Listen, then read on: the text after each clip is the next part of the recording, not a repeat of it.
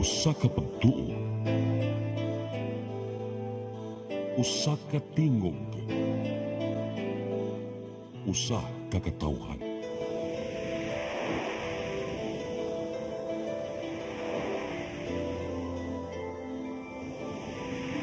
Cebu Catholic Television Network.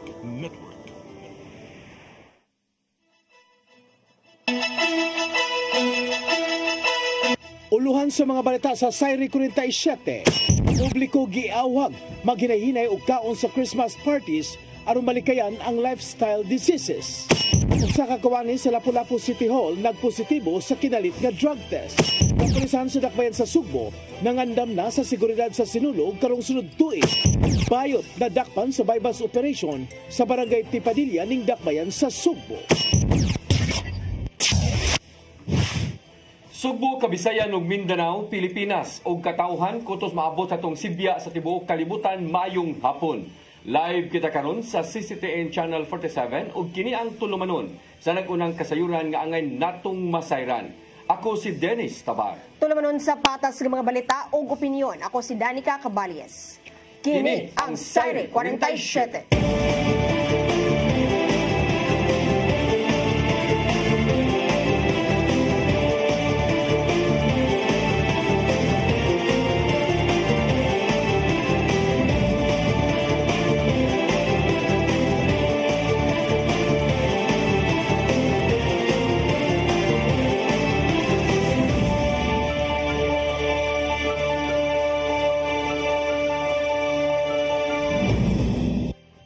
Ug karon sa kompletong detalye sa atong mga balita, National Nutrition Council 7 may pahinumdum sa katawhan nga dili magpalabi sa lamiang pagkaon nga gisaw-an sa matag Christmas party.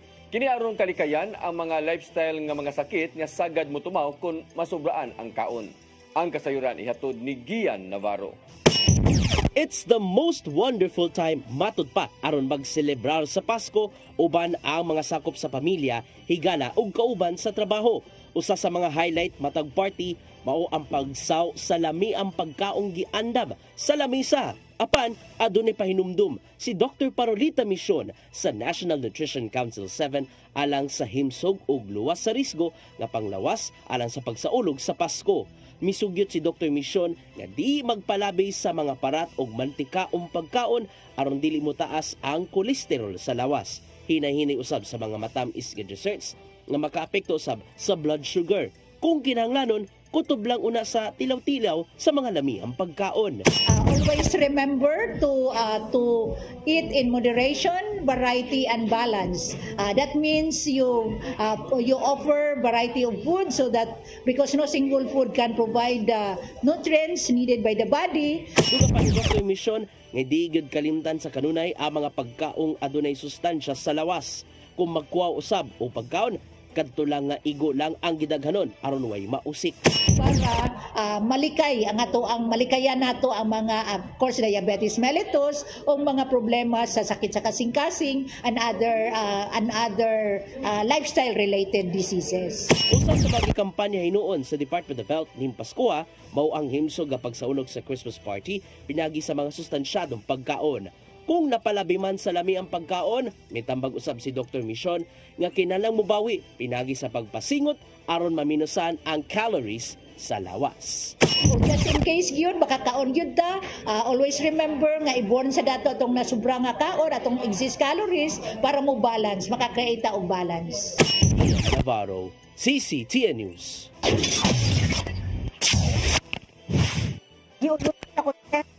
Sugbo ang tag 5,000 nga bonus alang sa mga kawani sa city government nga nakabase sa barangay. Giduso nilang Konsehal Noel Wenceslao o Konsehal Jocelyn Pesquera ang ordinansahon alang sa pagpanghatag og one-time cash assistance ngadto kanila. Makadawat sa mga bonus ang mga nanarbaho sa barangay nga aktibo pa sa serbisyo hangtod Nobyembre 30 ning tuiga. Kinahanglan certified kini sa ilang kapitan o labaw sa Barangay Affairs Office. Sugdan kini sa pagpanghatag ngadto sa mga barangay-based workers sugod karong Disyembre 15. Muabot sa 33 ka mga simbahan ang giila sa kapulisan sa dakbayan sa Sugbo nga ilang bantayan sa unang adlaw sa Misa de Gallo. Duha ka oras sa dili pa ang Misa de Gallo, ipakatap na ang mga pulis sa mga simbahan. Ang kasayuran ihatod ni Arnold Bustamante. Giila na sa kapulisan sa dakbayan sa Sugbo ang mga dagkong simbahan katoliko nga doon Misa de Gallo sa Lunes, Disyembre 16, 2024 nga ilang natagan og daghang mga pulis personnel atol sa unang adlaw sa Misa de Gallo. Matod ni Police Lieutenant Colonel Maria Teresa Makatangay nga doon 33 ka mga dagkong simbahan sa dakbayan sa Sugbo nga hatagan nila og security uban sa mga barangay tanod og force multipliers. Matag simbahan doon ibutang nga mga police assistance desk nga mao ikaduulan sa mga manimpahe nga makasugat og problema. Wala mo hatag og numero si Makatangay kung pila ka mga pulis ang ilang ipakatap atol sa unang adlaw sa Misa de Gallo. Apan ang gipaniguro nga ubay-ubay nga mga personel na makita sa mga simbahan. Duha ka oras sa dili pa magsugod ang Misa de Gallo, naa na mga pulis sa mga simbahan, gagmay nga mga chapel, lakip na sa kadalanan aron mabantayan pag-ayo ang mga parokyano nga magbaktas uban sila mga pamilya. Gawa sa mga simbahan nga bantayan, apil usab nini aga mga bus terminal sanglit ilang napanglantawan nga daghan aga mamauli sa lantag-satag sa mga probinsya. Aron dito mosimba, gimanduan ang mga hepe sa matag police station nga makikalayon sa mga kura paroko sa ilang jurisdiksyon aron mahanay nila pag-ayo ang ilang paglatag sa mga police personnel. It should be at least 2 hours prior the start of the masses, and we must understand na ilahi man ang oras na mag-start sa misa kada simbahan, and our chief of police will already instructed to coordinate with the mga kura paroko and as well as organizers aning mga misa de Gallo may pagparigayon.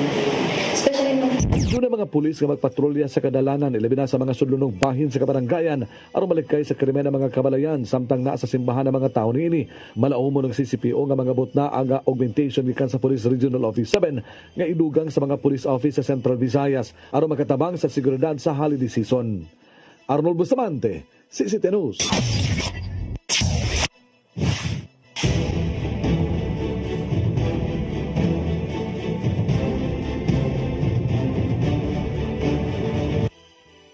Pagpanghatag sa ayuda nga luwas sa pamulitika gisiguro sa pipila ka mga ahensya sa gobyerno.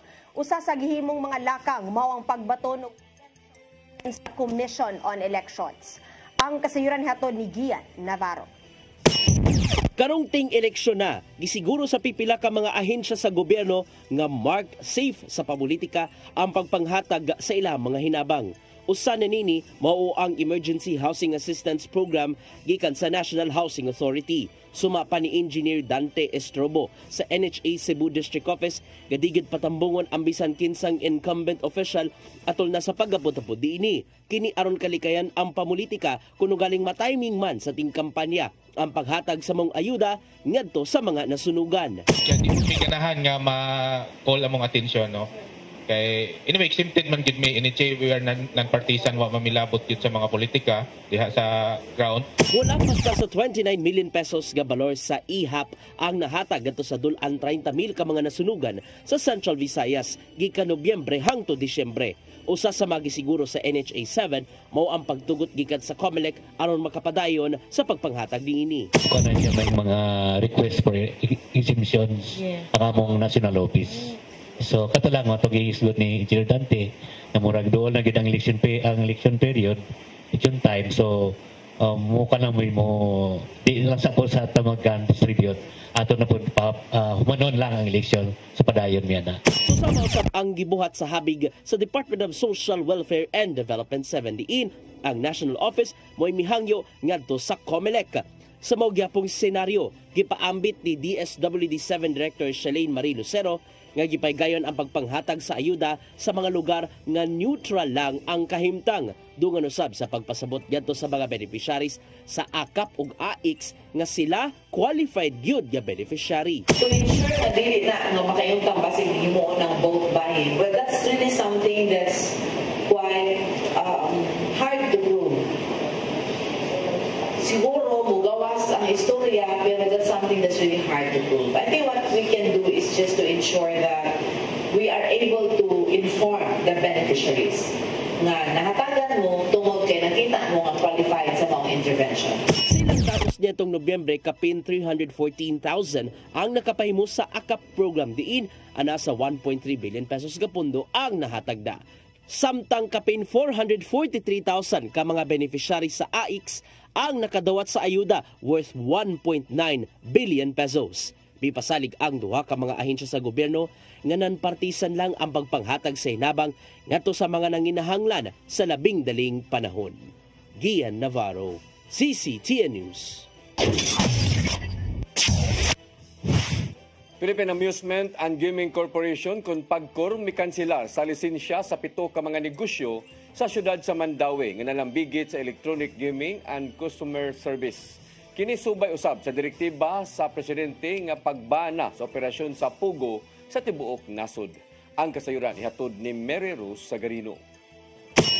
Mato ni Attorney August Lizer Malate ang pangu sa Business Permit and Licensing Office sa syudad sa Mandaue nga ang pagkor ni pada og suwat ni atong Oktubre kang Mayor Glenn Bresede nga nagpahibaw kaniya nga opisyal na nilang gikan sila ang mga license gaming sa pipila ka mga negosyo sa Mandaue. Apan mato ni Malate nga non-operational na ang maong mga negosyo sa ilang pag-validate ato sa ilang inspeksyon. Apan sa gihapon magpada sila og notice sa mga establishmento bahin sa kanselasyon.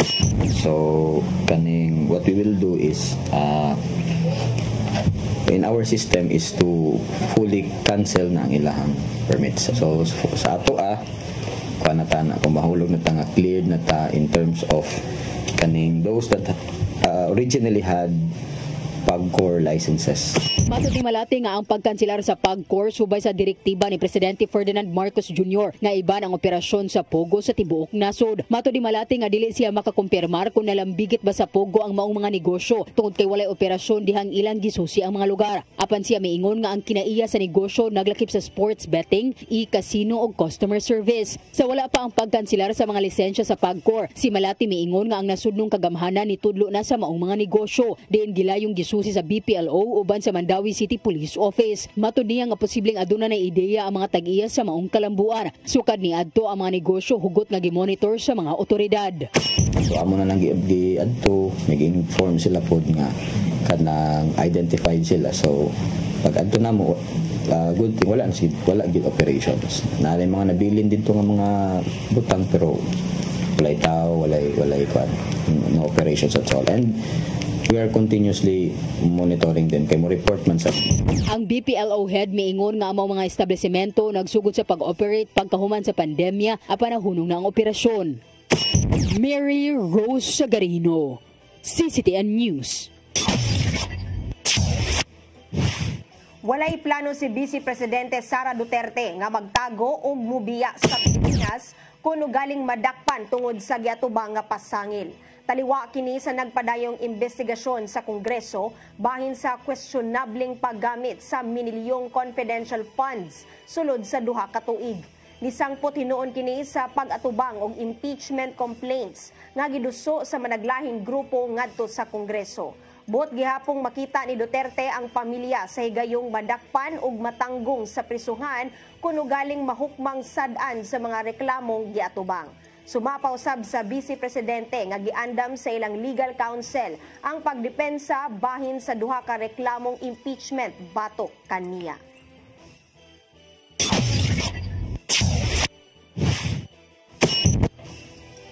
Mosunod, usa ka kawani sa Lapu-Lapu City Hall nagpositibo sa kinalit nga drug test. Kana og daghan pa mga balita sa pagbalik sa Sayre 47.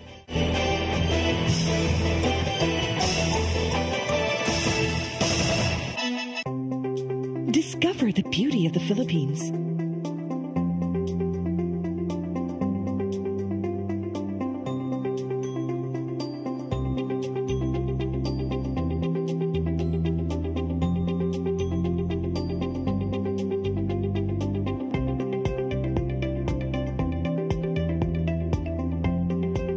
With Philippine Airlines, the country's flag carrier.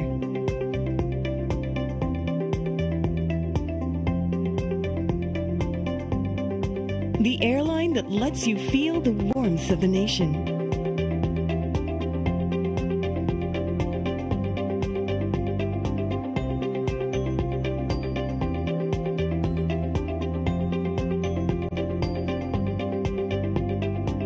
Mabuhay.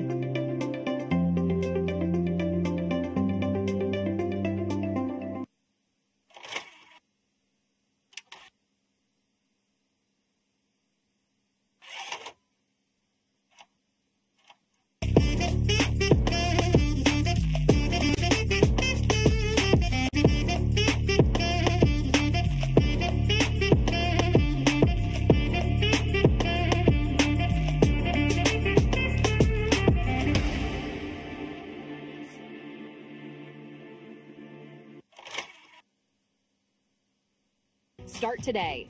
Unlock the secret to a healthier you. You're worth it. Health is wealth. Health Plus. CC Flow and Health Lift Plus. Health is wealth. Your path to a new start. Nutrition, Exercise and elimination. water, Sunlight. temperance, Air. rest and recreation. And most of all, Trust in God. Learn from our doctors. Be blessed by the testimonies of our overcomers. Ang inyong programa, Alam sa may sakit, walay sakit, ug dili ganahan magkasakit. Ozone Med Wellness Clinic New Start. Mapapanood every Saturday 8 to 9 a.m. Og ang replay airing matag Miyerkules 1:00 hangtod 2:00 sa hapon. Dinhilang sa CCTN Channel 47. New Start, Ozone Med Health and Wellness Talk.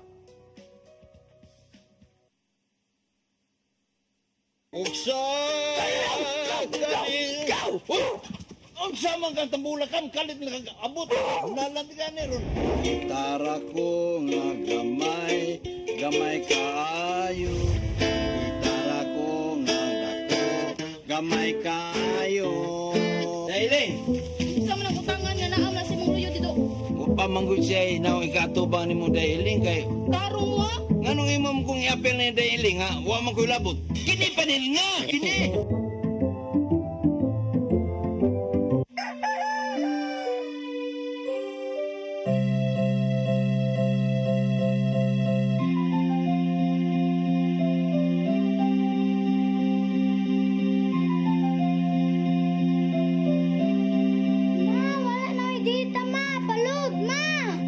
sorry ma'am na late ko nagita pa mong para internet sa kong anak ma'am ay wala na yung problema pag sinisibo for your internet connection and for the signal of your cable TV so fast and straight the transmission to your home Sinisibo offers you to have fiber optics for your viewing experience perfect and clear so fast so great and affordable for you to enjoy Cine Cebu Television Network Incorporated offers fiber to the home broadband internet bundled with fiber to the home cable TV connection. Cine Cebu Television Network Incorporated with its operation in Metro Cebu and the whole province of Cebu soon. And affordable for you to enjoy. Cine Cebu.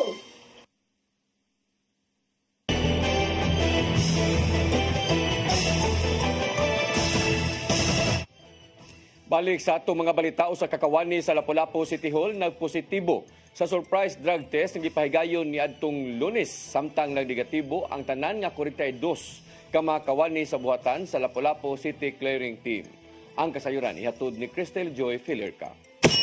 Nagpositibo sa illegal nga drogas ang usa ka kawani sa City Hall nga nagikan sa buhatan sa Lapu-Lapu City Cooperative and Livelihood Resource Center. Ni adtong Lunes, usa ang maong kawani sa 27 nga gipaubos sa kinalit nga drug test sa City of Lapu-Lapu Office for Substance Abuse Prevention kun CLOSUP. Matod ni Gary Lau, ang pangulo sa CLOSUP, nga nitug-an ang maong kawani nga nakagamit siya og illegal nga drogas atol sa pag-drug test. I-admit man siya this employee was using no pero ningon siya kanang katura sa jud kunong adlaw. Apan taliwala ni ini, gidugang nilaw nga ipaubos paghihapon sa confirmatory test ang resulta sa drug test. Sutaon pa usab nilaw ang employment status sa maong kawani kung usa ba kini ka casual o job order employee. Ang mga job order sa Lapu-Lapu nga magpositibo sa illegal nga drogas tangtangon sa ilang trabaho, samtang ang mga casual employees magdepende pa sa rekomendasyon sa mayor.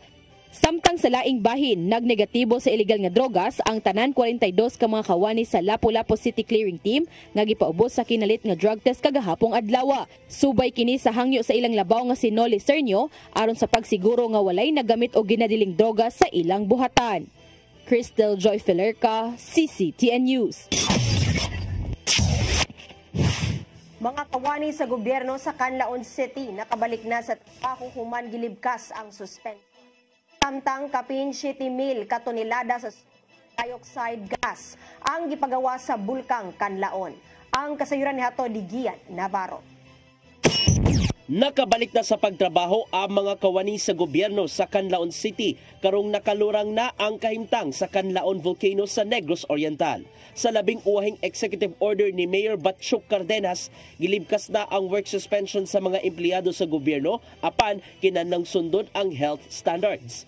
Kini aron kalikayan nga mahanggap ang hangin diin nagpadayon ang emission sa sulfur dioxide gikan sa baba sa mong bulkan. Tungod dinhi, padayon ang pagpakig-alayon sa mga hingtong ng ahensya o sa LGU aron makahimo og dugang panglakang ngadto sa mga apektadong residente. Usa sa mga nastuki mao ang pagpatuman sa health and safety protocols, paghatag og medical supplies o pagkaon ngadto sa mga namakwit gikan sa 6-kilometer permanent danger zone. Hinuon mipasalig si Mayor Cardenas ngadto sa mga nanimuyo nga nasa evacuation center nga magpabilin silang luwas o matabangan ang tanang mga apektado sa mong katalagman.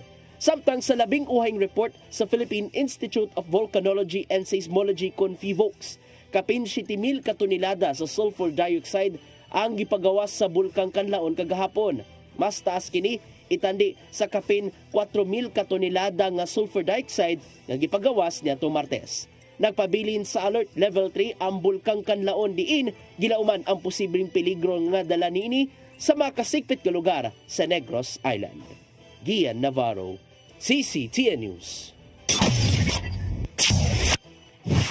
Kapulisan sa Dakbayan sa Sugbo sayo nga nangandam alang sa seguridad sa sinulog sa sunod nga tuig. Gipanglantawan nga dugokon sa daghang mga tawo ang sinulog tungod kay gibalik na kini sa ang Grand Parade sa naandan nga venue. Ang kasayuran ihatod ni Arnold Bustamante. Sayo nga nangandam ang kapulisan sa Dakbayan Sugbo alang sa seguridad sa sinulog 2025 aron ilang masayran kunon sa angayan nila nga ipalambo. Mato ni Police Lieutenant Colonel Maria Teresa Makatangay, Information Officer o kasamtangan nga Deputy City Director for Operations sa Cebu City Police Office nga kinahanglan nga karon pa lang ilan nga maplano ang paghatag sa seguridad tungod kay ilang gipanglantawan nga mudagsa ang daghan nga mga tawo karon nga sinulog subay sa pagbalik na sa naandan nga venue nga mao ang Cebu City Sports Center. Nagpahigayon og walkthrough ang CCPO uban sa mga opisyal sa kagamanan sa Dakbayan Sugbo sa ruta sa sinulog Grand Parade aron ilang ilhon ang mga dapit nga ngayon nila nga patutukan ilabi na usab nga dunay struktura sa bus rapid transit sa Osmeña Boulevard. I think it has been quite a while that the previous sinulog was held balik sa ato ang original route, but we know that there are some changes sa ato ang kadalan, especially sa pag-establish BRT and extensions dala sa Osmeña Boulevard na dalan. So those were considered. And as well, pagtanaw na to unsa pa yung mga hazards and security risk, apil na sa ato ang inspect during that time. Doon mo karon nga sunod-sunod nga security conference ng CCPO uban sa kagamanan sa Dakbayan Sugbo aron sa musunod nga mga semana makakabot na sila og kompleto nga security plan. Kapin sa 2,000 ka mga pulis ang giplanuhan nga ipakatap sa kadalanan ato sa sinulog Grand Parade. Wala pa labot nini ang ilang counterpart sa Visayas Command, Philippine Navy, Philippine Coast Guard ug sa mga ahensya sa gobyerno nga motabang sa seguridad. There will be more than 2,000 and apart from that are force multipliers and other civilian volunteers. Sa gipatutukan ni Makatangay sa security mao aga mga kriminal nga mudag sa usab sa pagpangabot sa Dakbayan sa Sugbo sa maong panahon aron mamiktima sa mga bisita gikan sa lain-laing lugar sa nasod o mga langyaw nga mga turista. Tungod ni nanawagan sila sa publiko nga magbantay sila sa mga gamit ug dili hatagan ang mga datang elemento nga makabiktima kanila samtang nagsuroy-suroy sila sa mga kalingawan sa Dakbayan sa Sugbo. Arnold Bustamante, CCTN News. Hingpit nang gibuksan sa Philippine Coast Guard 7 ang pagparehistro alang sa mga sakyanang pangdagat nga mosalmot sa fluvial procession sa Fiesta Senior karong Enero. Mahimong makasalmot sa maong prosesyon ang mga barko nga naa sa 300 gross tonnage ang gidak-on ingon man ang mga gagmay nga motor bangka. Matod sa PCG-7 nga pipila ka mga rekisitos nga gipangayo mao ang Passenger Ship Safety Certificate, Minimum Safe Manning Certificate, photocopy sa boat captain ug uban pa. Alang sa mga sakinang pandagat nga interesadong moapil, kinahanglang makig-alayon sa buhatan sa PCG 7. Kutob lang sa Enero 6 ang registration alang sa mga buot musalmot sa fluvial procession.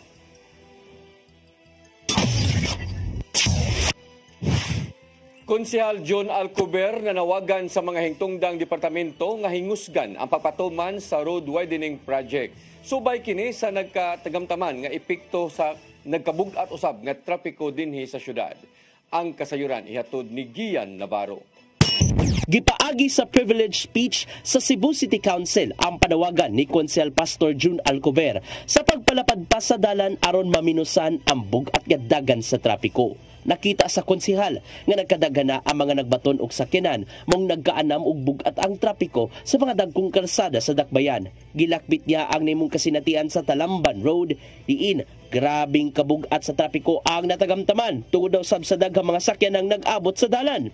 Hinoon, gitumbok niya ang nagkadakong mga kalambuan sa mga urban areas sama lang sa Cebu City, maong ingana ang nimong gidangatan. Maong but niya matagan og lakang ang iyang panawagan uban sa mga hingtungdang buhatan sa city government.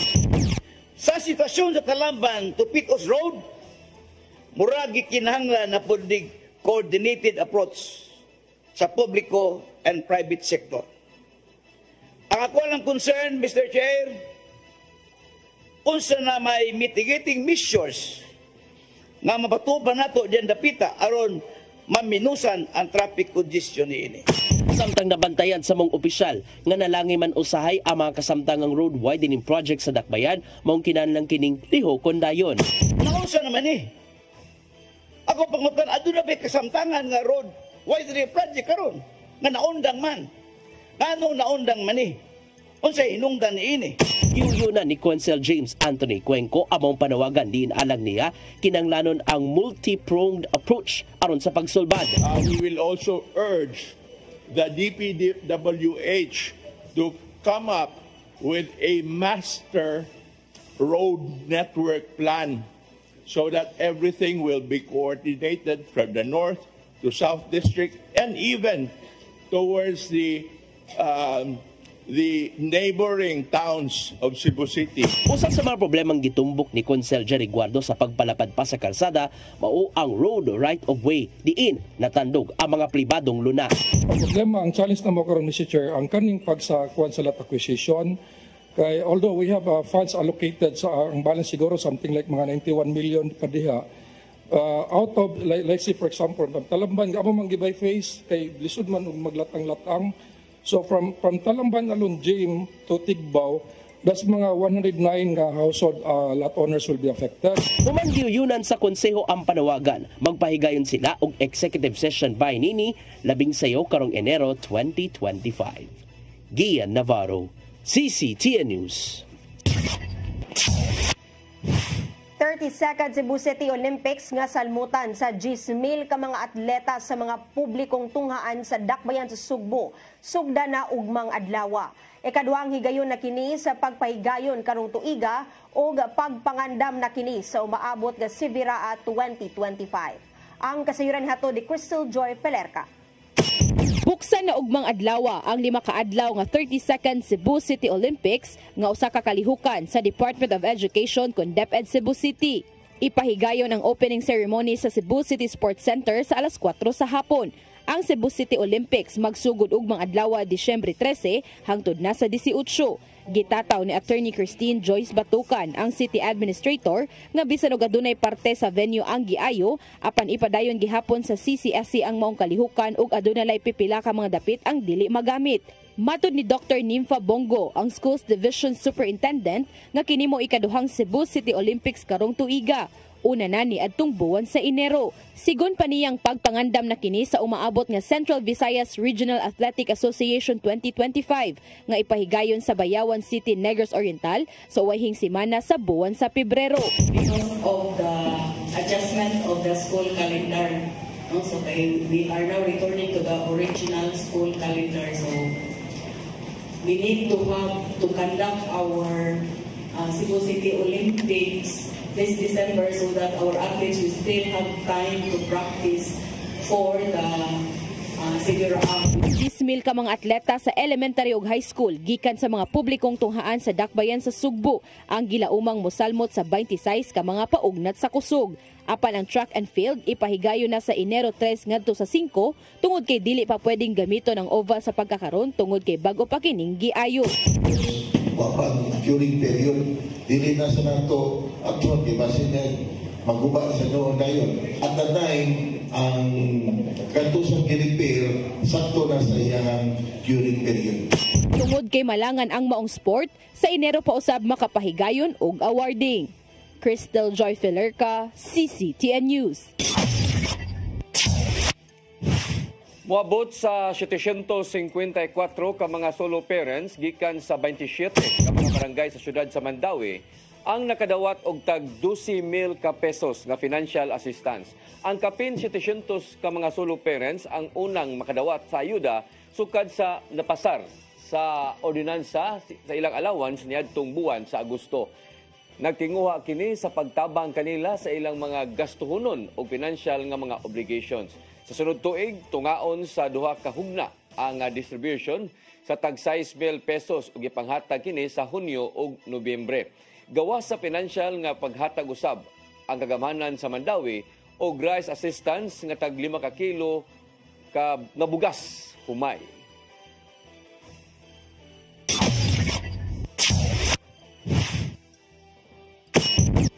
Musunod, bayot na dakpan sa bypass operation sa barangay Tipadilla ning dakbayan sa Sugbo. Kanaog daghan pa mga balita sa pagbalik sa Sayre 47.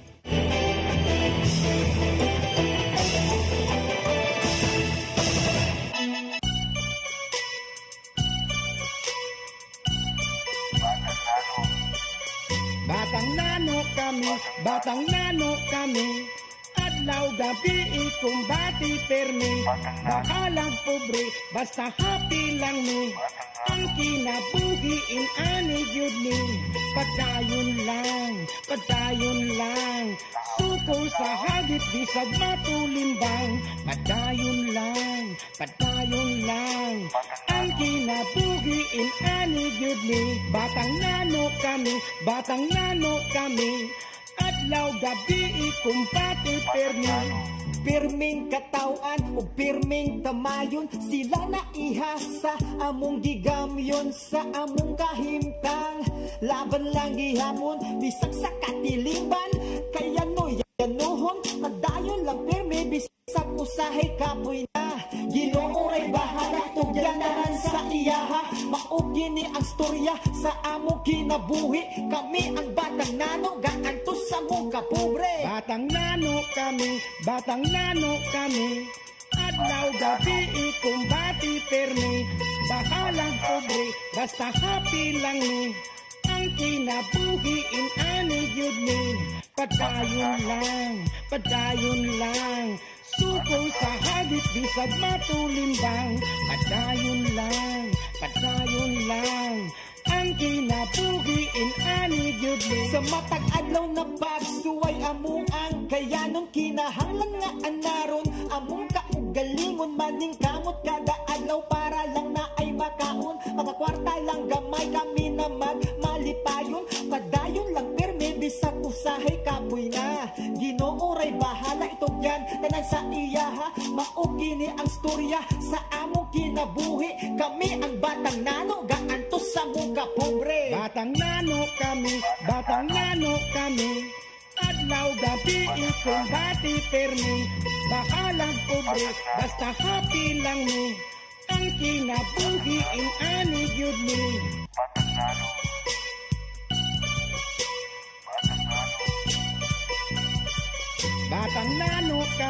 Batang nano kami, adlaw gabi ikumbati permi.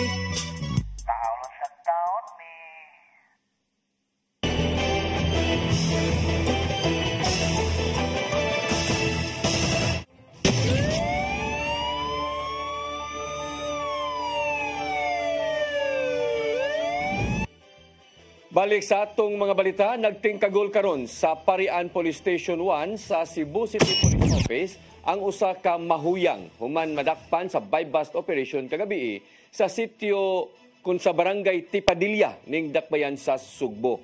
Nasakmit gikan kang Lucio Gulani Nunez kun Muñez alias Jessica, 56 anyos nga usa ka beautician nga taga barangay kun taga Tabugon ning Dakbayan sa Sugbo. Ang 5 ka gramo nga shabu nga nakatidad og 34,000 ka pesos. Matod ni Police Major Marvin Figarido, ang hipi sa Parian Police Station, nga giangkon ni Jessica nga iya ang nasakmit nga drugas. Matod niya nga mogamit siya og shabu aron mulagsik ang iyang lawas ug mokondisyon ang iyang mga pagpanupi sa iyang mga customers.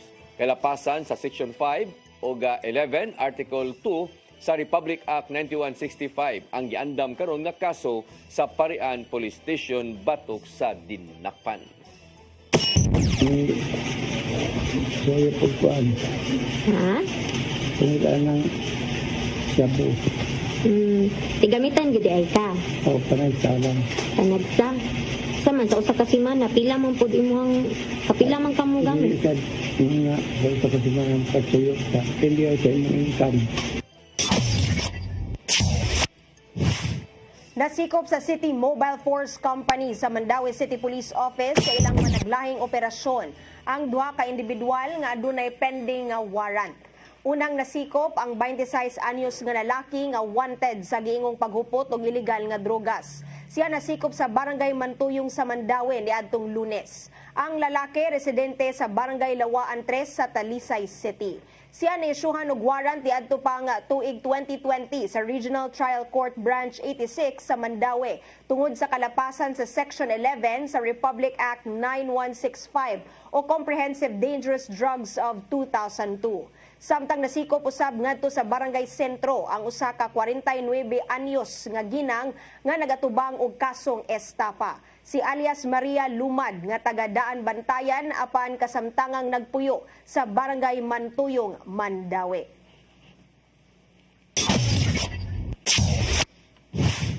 Mao kadtong naglangkob sa atong mga balita sa Sayre 47, ako si Dennis Tabar. Sa atong Christmas countdown, 13 kaadlaw na lang sa dili pa ang Pasko. Ako si Danica Caballes, hangtod ugma sa inyong paboritong tulumanon. Sayre 47.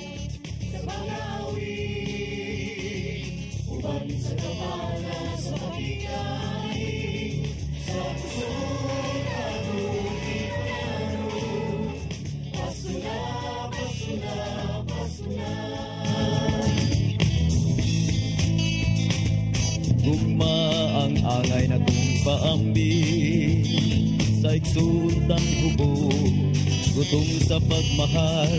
Kay kaniya mo lang mapatayan kung sa'y kahulugan sa Pasko. Ito sa pasungan nagpagkatao ang atong Ginoo. Pasko na, Pasko na, Pasko na. Ang tulad ka sa Mandaue.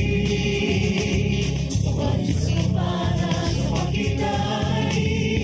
Sa puso atong ipalaro. Pasko na, Pasko na, Pasko na. Pasko na, Pasko na, Pasko na. Ang tulad ka